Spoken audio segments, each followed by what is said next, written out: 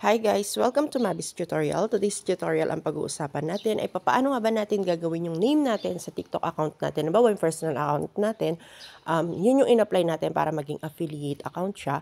So from personal account, gagawin natin yung name natin to a unique one na magiging affiliate na siya. Like yung sa akin dati, Lin lang yung pangalan ko, tapos ginawa ko na siyang Lin Shop. So syempre, dahil affiliate shop na siya, so ginawa ko siyang shop. Pwede mo siyang gawin na Lin Store, ayan, Lin's Mini Find, ayan, Lin's Trending clothes, ganyan. Lin's fashion clothes, pwedeng ganon. So, ang gagawin mo lang, open mo syempre yung iyong TikTok app.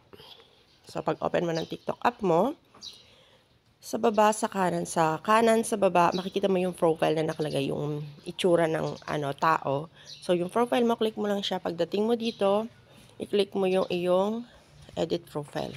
Pag na-click mo yung edit profile mo, mapupunta ka dito. So, makikita mo dito, sa taas name, tapos Lin Shop. Dati kasi Lin lang yan. Dahil naging affiliate na nga yung personal account ko, yun yung in-apply ko kay TikTok para maging affiliate siya, pinalitan ko na siya ng Lin Shop. So, kapag sinearch ako ng tao ngayon, or ng mga friends ko, sa Lin Shop na, pag yan yung sinearch, mas mabilis kasi pagka ganun. May sarili kang name, so walang kamuka. So, unique name siya. So, pag sinearch yung Lin Shop, lalabas agad yung aking account or yung affiliate account ko, no? So, pwede na silang tumingin ng mga gusto nila. So, paano nga ba gawin yan? Ang gagawin mo lang itong arrow sa kanan, click mo lang yan. Then, delete mo kung ano man yung name mo, then palitan mo kung ano yung gusto mong name. Halimbawa, ako yun nga, Lin Shop yung nilagay ko. Then, sa taas, makikita mo, pag nagawa mo na, save mo lang siya, automatic yun na yun.